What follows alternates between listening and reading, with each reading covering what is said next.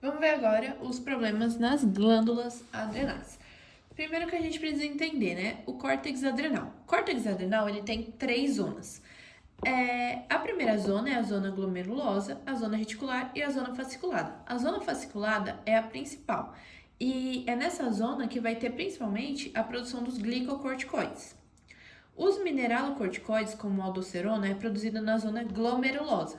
E os esteroides sexuais, como os andrógenos, são produzidos na zona reticular. Então, basicamente, isso que você precisa saber de básico da adrenal. Depois, a gente precisa entender agora o eixo hipotálamo-hipófise adrenal, como ele funciona. A adrenal produz cortisol, zona fasciculada, mineralocorticoides na glomerulosa e andrógenos na reticular. Então, o que acontece? Quando tem um excesso de algum desses três hormônios, eles vão gerar um feedback negativo na hipófise e no hipotálamo. Então, ela tem um sistema de duplo feedback. Então, ele age tanto na hipófise como no hipotálamo. Então, se o cortisol está alto, ele vai agir na hipófise para diminuir a produção do ACTH. E ele tem essa ação de manutenção dessa forma. Então, é o feedback negativo dele. Entendendo o eixo, a gente vai começar falando sobre as doenças relacionadas ao cortisol, que é a síndrome de Cushing. Quando você fala de hiperadrenalismo, então questão da adrenal, são três síndromes, né? Aqui a gente vai falar primeiro agora a síndrome de Cushing, depois da hiperaldosteronismo, que é uma síndrome nos mineralocorticoides na glomerulosa, e terceiro vai ser as síndromes androgênicas, que vai ser na zona reticular. Então, para começar, vamos falar sobre a síndrome de Cushing. Síndrome de Cushing é uma condição que vai ter nível elevado de glicocorticoides. Ela é conhecida como hipercortisolismo. Então, a síndrome de Cushing ela tem duas formas, a exógena e a endógena.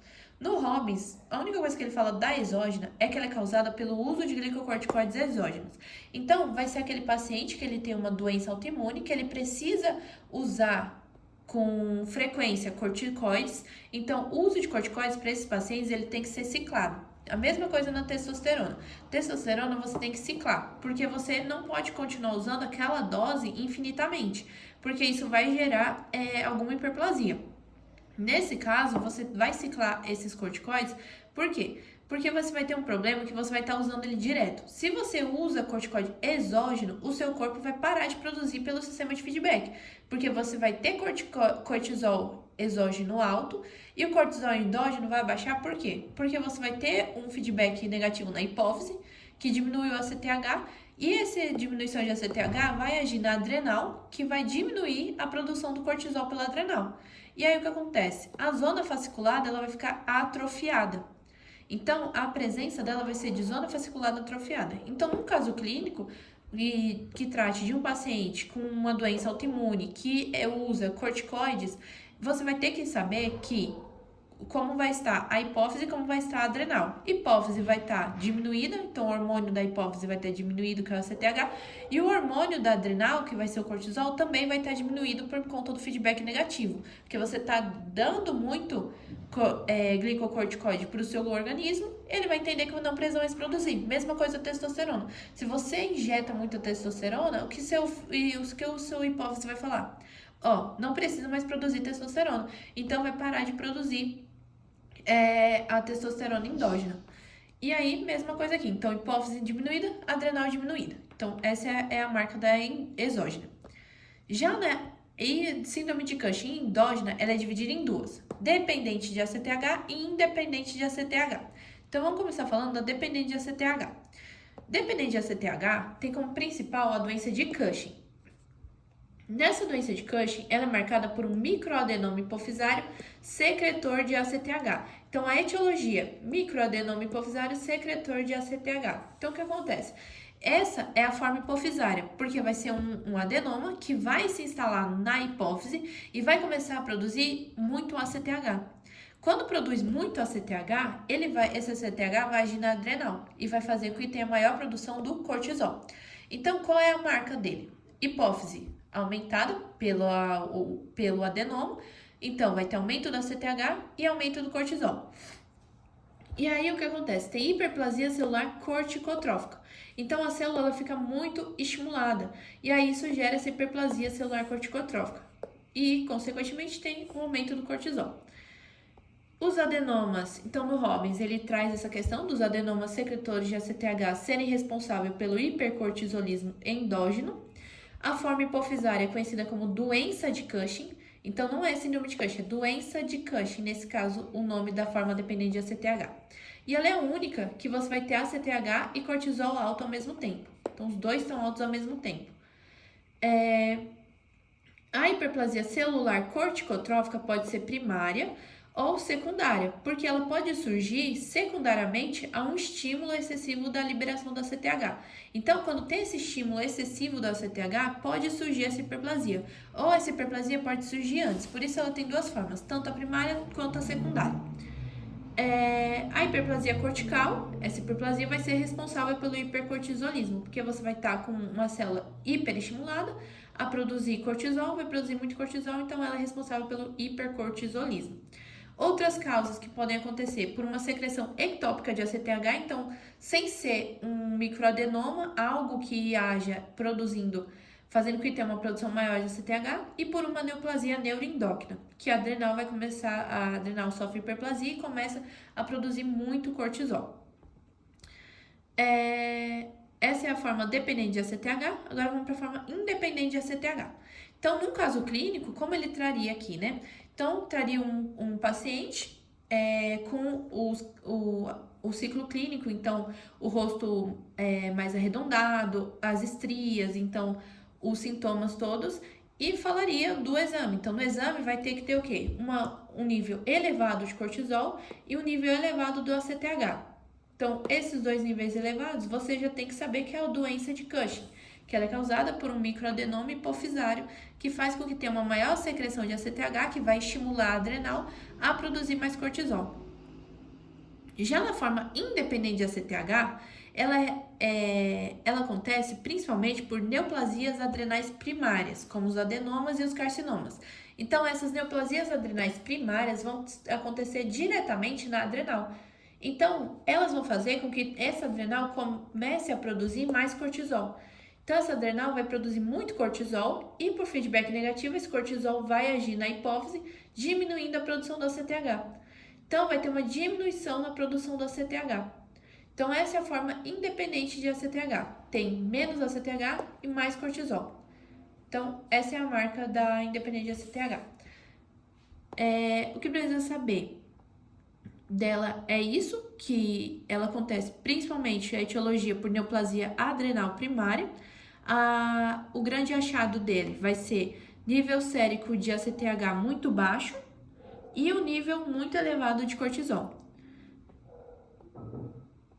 Então, esses são os três tipos. O primeiro é o exógeno, hipófise adrenal baixo, endógeno, dependente de ACTH, vai estar tudo alto, o ACTH e o cortisol estão altos, e aí, independente de ACTH, o cortisol está alto e o ACTH está baixo.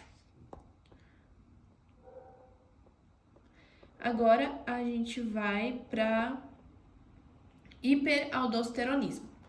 O hiperaldosteronismo, ela é um termo genérico para condições relacionadas à secreção crônica de aldosterona em excesso. Ela pode ser tanto primária quanto secundária. A principal de todas é a primária. Então, se focar em uma, é na primária.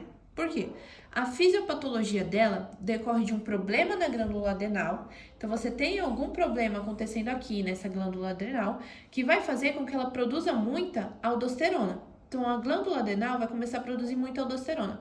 A aldosterona age aonde? No controle da pressão arterial, no sistema renina, angiotensina, aldosterona. Então, no sistema renina, angiotensina, aldosterona. Se a aldosterona fica alta, a renina fica baixa. Quando a aldosterona está alta, ela faz com que o sódio ele seja mais reabsorvido dos túbulos contorcidos distais. Então, esse sódio ele vai começar a ser reabsorvido da urina e voltar para a corrente sanguínea. Junto com o sódio, a água também vai começar a ser mais reabsorvida. Então, isso vai gerar um edema. Esse edema vai aumentar a volemia. A pessoa ela vai ficar com hipertensão e, se não tratar, ela vai chegar no quadro de choque. Então, essa é a fisiopatologia da hiperaldosteronismo primário. Problema no adrenal, que faz com que tenha uma superprodução de aldosterona, aumento da aldosterona, diminuição de renina, aumento de pressão. Quais são as etiologias dela, né? Então, a etiologia, causa mais comum, vai ser um hiperaldosteronismo idiopático, então uma hiperplasia nodular. A segunda causa por um adenoma, que faz com que produza mais essa aldosterona, e por glicocorticoide supressivo. Então, o ACTH, que ele vai estimular na zona glomerulosa a produção da aldosterona, a glomerulosa vai responder secretando aldosterona. E essa secreção maior de aldosterona vai agir aqui, fazendo com que o sódio seja mais reabsorvido. Então, as causas: hiperaldosteronismo idiopático, que é uma hiperplasia nodular das glândulas adrenais. Neoplasia adrenocortical, que vai ser um adenoma produtor de aldosterona, que esse adenoma secretor de aldosterona solitário é a condição conhecida como síndrome de Cohn. Então, CONN, síndrome de Cohn, que é um adenoma secretor de aldosterona solitária. E o responsivo a glicocorticoide vai ser uma mutação no cromossomo 8, que vai sintetizar a aldosterona sintase. Essa aldosterona sintase, quando está mutada, ela vai aumentar a produção dessa aldosterona.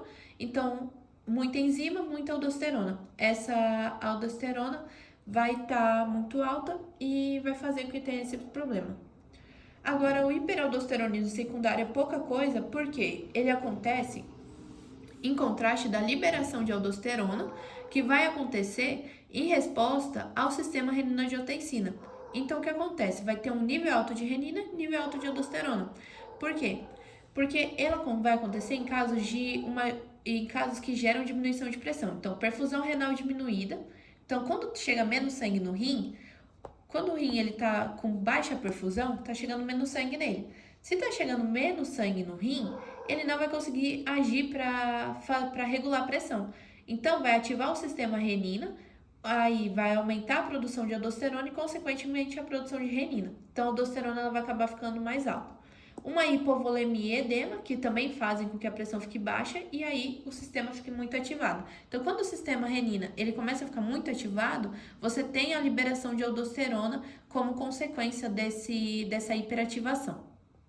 Então, o principal é o primário, que é causado por algum problema da adrenal que gera esse aumento da aldosterona. Agora a gente vai para as síndromes adrenogenitais.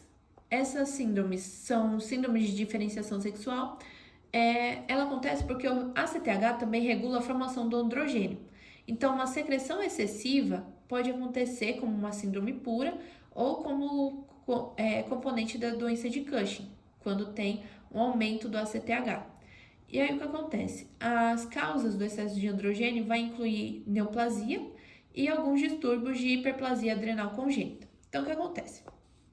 A hipófise vai liberar a CTH vai agir na adrenal, essa adrenal vai converter colesterol em pregnenolona e aí ela vai seguir 3 vias. A primeira via vai ser convertida em progesterona, que por meio da enzima 21-hidroxilase se converte em aldosterona.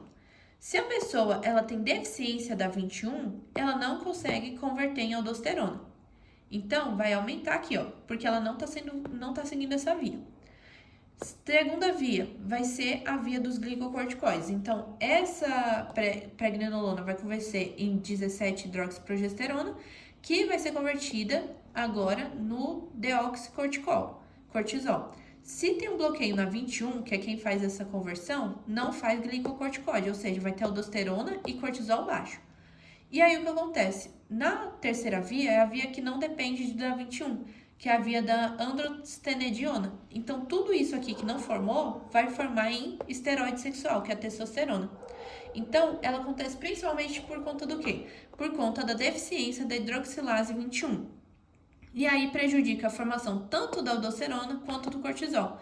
E a testosterona fica alta. Isso aumenta a secreção do ACTH, porque você tem aldosterona e cortisol baixos, eles vão avisar a hipófise que vai produzir mais ACTH.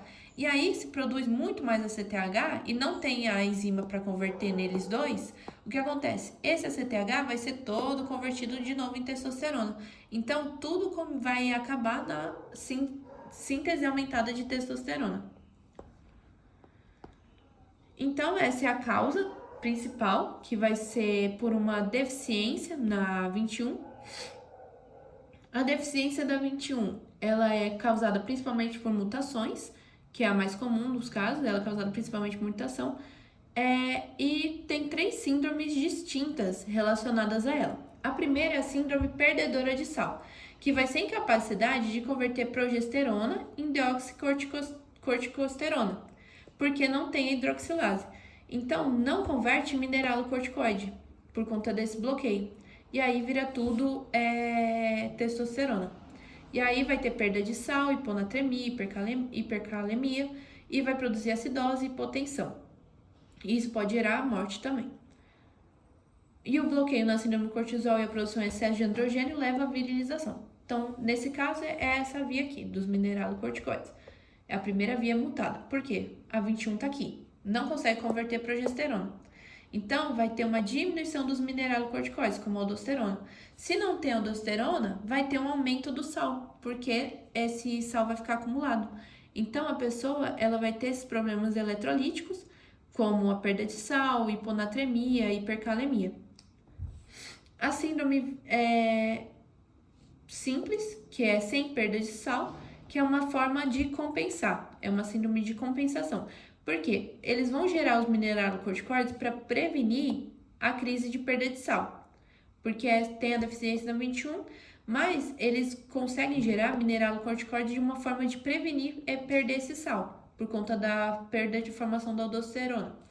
E aí, o nível reduzido de glicocorticoides não vai provocar a inibição do ACTH. Então, o ACTH vai ficar alto e o nível de testosterona vai aumentar, gerando a virilização. E o virilismo adrenal, que não é clássico, é uma deficiência parcial na 21 que acontece com início tardio. Então, são essas 3 formas: síndrome portadora de perdedora de sal, síndrome simples sem perda de sal e a síndrome de virilismo não clássico. Então, só isso precisa saber dessa via aqui. A insuficiência adrenocortical, ela é marcada principalmente, a aguda primária vai ser marcada principalmente pela síndrome de Waterhouse-Friderichs. É um nome estranho, mas o que precisa saber dela, que é uma síndrome catastrófica causada principalmente em casos de meningite, pneumococcus e também com doenças como estafilococcus. Por quê? Porque vai ter uma infecção bacteriana. Essa infecção bacteriana aumenta a produção de LPS. Esse LPS vai se depositar nos vasos da adrenal. Quando ele se deposita lá, forma coágulo. Esse coágulo vai fazer com que as bactérias passem a se acumular dentro desse coágulo, então vai ter mais bactérias. Essas bactérias acumulando lá, esse coágulo ele vai formar um êmbolo.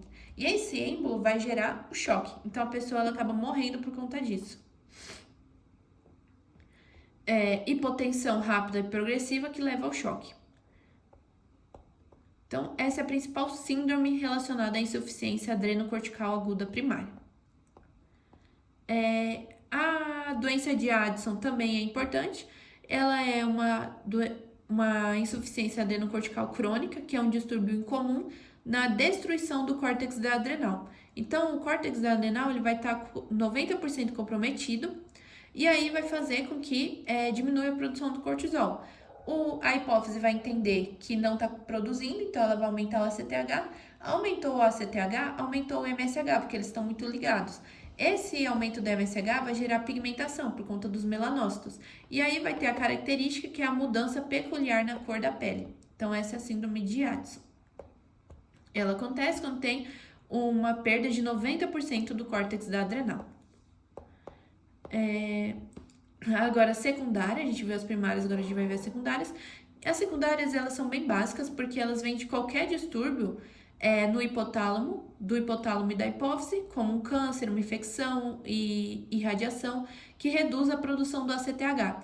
E aí, isso gera o hipoadrenalismo. Então, qualquer coisa que reduz a produção do ACTH, reduz também a produção dos cortisóis. Então, do cortisol, da aldosterona, dos hormônios sexuais. E aí, essa é a forma da secundária. Qualquer coisa, qualquer distúrbio que aconteça no hipotálamo e na hipófise que diminua a CTH, que leva a síndrome do hipoadrenalismo. E característica histológica de um adenoma adrenocortical aqui, as células são vaculadas por conta da presença de lipídio. Então, tem muita atividade mitótica e necrose. Essa parte aqui, nessas que a gente falou, não tem muita de histologia porque elas vêm por problemas distintos. Então, umas podem ocorrer por adenomas ou por conta de secreções ectópicas, então elas não têm uma etiologia 100% firme e fechada nelas. Por último, o feocromocitoma, que a definição são neoplasias que acontecem nas células cromafins que sintetiza e libera catecolaminas, e em alguns casos, alguns hormônios peptídicos. Então, é isso que precisa saber dessa parte da adrenal.